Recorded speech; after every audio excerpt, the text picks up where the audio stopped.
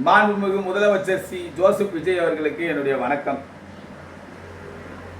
ஐயா,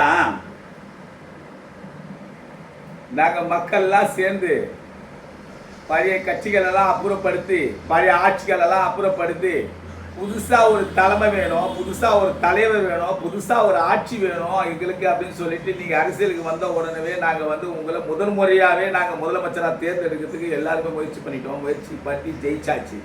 அது நீங்கள் ஜெயிக்கல, அதை நாங்கள் ஜெயிச்சிருக்கோம் அப்படின்னு தான் நாங்கள் சொல்லுவோம். அப்படி இருக்க சூழ்நிலையில் பழம்பெரும் பெருச்சாலைகள்லாம் ஊழலற்ற ஆட்சியிலேருந்து விலகணும் அப்படின்னு சொல்லிட்டு நம்ம சொல்லியிருக்கோம்.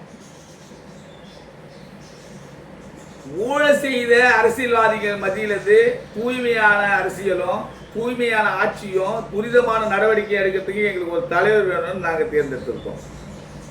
நீங்கள் மீண்டும் என்ன பண்ணுறீங்கன்னு சொன்னால், அந்த பழைய கட்சியிலேருந்து எம்எல்ஏக்கள்லாம் ராஜினாமா பண்ணிட்டாங்கன்னு சொல்லிட்டு, நான் பேர் சொல்லணும்னு அவசியம் இல்லை, உங்களுக்கே தெரியும். எம்எல்ஏ 3 எம்எல்ஏ தற்போது ராஜினாமா பண்ணிட்டாங்க. அவங்கள நீங்கள் நம்ம கட்சியில் சேர்த்துக்கிறீங்க. திரும்ப அந்த ஊழல் ஆட்சி தொடர்ந்து உண்டான வாய்ப்பு வழிவகை செய்யாதுங்களா? இதை நம்ம தடுக்க வேண்டாமா?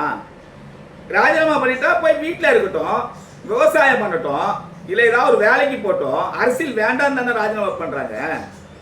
உங்களுக்கு நிறைய இளைஞர்கள் இருக்காங்க, மக்களாகிய நாங்கள் இருக்கோம். அப்படி இருக்க சூழ்நிலையில் திரும்ப திரும்ப இந்த பழைய கட்சியிலேருந்து வர ராஜினாமா பண்ணிட்டு வர எம்எல்ஏக்கள் எல்லாம் நீங்கள் சேர்க்காதீங்க தயவுசெய்து. நம்ம எலெக்ஷனுக்கு முன்னாடி வந்தவங்க வேற கதை. இப்போ எலெக்ஷனை முடிச்சு ஆட்சி அமைக்கும் போது வேண்டிய விட அவங்களுக்கு கண்டிப்பாக நீங்கள் திரும்ப எந்த வித தொகுதியிலையும் அவங்களுக்கு எந்த சீட்டும் கொடுக்கக்கூடாது. வார்டு கவுன்சிலராக கூட எலெக்ஷனில் நிற்கிறதுக்கு அவங்களுக்கு சீட்டு கொடுக்கக்கூடாது. வேணும்னா கட்சியில் சேர்ந்துருக்காங்களா, உறுப்பினராக இருக்கட்டும், மக்களுக்கு போய் சும்மா சேவை செய்யட்டும், பதவி தான் வேணுமா என்ன? அந்த மாதிரி நீங்கள் திரும்ப திரும்ப ஒவ்வொருத்தராக எல்லா கட்சியிலிருந்து ராஜினாமா பண்ணிட்டு வருவாங்க. திரும்ப நீங்கள் அதையே சேர்த்து நம்ம அதை பண்ணிட்டு இருந்தோம்னா கண்டிப்பாக அந்த ஊழலுக்கு உண்டான வழிவகையை தேர்ந்தெடுக்க வேண்டிய சூழ்நிலை ஆகிடும். நம்ம ஆட்சி ஊழலை ஒழிக்கவே முடியாது. ஊழலை ஒழிக்கணும்னு சொன்னால் பழைய தலைவர்கள் எல்லாம் ஒழிக்கணும். அந்த கட்சியிலிருந்து நீக்கினா அவங்க அப்படியே போகணுமே தவிர திரும்ப நம்ம கட்சியில் சேரக்கூடாது. அதே பேர் லேபிள் தானே வரும். அங்கே தப்பு பண்ணிட்டான், தப்பு பண்ணவன் திரும்பி இங்கே அங்கே சேர்த்துக்கிறேன்னு அர்த்தம். அப்படி செய்யாதீங்க தயவு செய்து. யாரெல்லாம் மாத்து கட்சியிலிருந்து வராங்களோ அவங்கள சேர்த்துக்காதீங்க. உங்களுக்கு கட்சியில் ஆள் வேணும்னா புதுசாக ஒரு இளைஞர்கள் உங்கள் உறுப்பினர்லேருந்து எடுங்க, செலக்ட் பண்ணி இளைஞர்களை எடுங்க. கண்டிப்பாக நம்ம நிரந்தர ஆட்சியை கொடுக்கலாம் மக்களுக்கு. அதை பண்ணாமல் நீங்கள் திரும்ப ராஜினாமா பண்ணிட்டு வரவங்களெல்லாம் நம்ம சேர்த்துக்கிறதும், மாற்றுக் கட்சியிலேருந்து வர பழைய பெருச்சாலிகள்லாம் சேர்த்துக்கிறதும் இதுவே சட்டத்துக்கு புறமான செயல். அவங்க எம்எல்ஏ பதவியை ராஜினாமா பண்ணியிருக்காங்க பார்த்தீங்களா? யாரோட வரி பணம்ங்க வேஸ்ட் ஆகுது? மக்கள் வரி பணம் தான் வேஸ்ட் ஆச்சு. முதல்ல அவங்க 3 பேர் எம்எல்ஏ பதவி ராஜினாமா பண்ணுது. சரி ரைட்டு, 3 பேர் எம்எல்ஏ காலி ஆகி போச்சு தொகுதி. காலியான தொகுதியில் திருப்பி எலெக்ஷன் வச்சு அந்த 3 எம்எல்ஏ நம்ம தான் ஜெயிக்க போகிறோம், நமக்கு பெரும்பான்மை கிடைக்கும், அது வேற விஷயம்.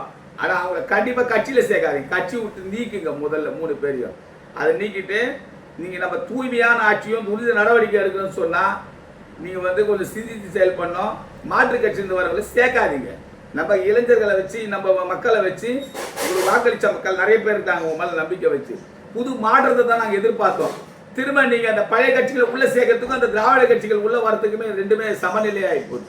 அதனால் தயவு செய்து நீங்கள் யோசித்து ஆலோசனை பண்ணி செயல்படணும்னு நான் சொல்கிறேன். நன்றி, வணக்கம்.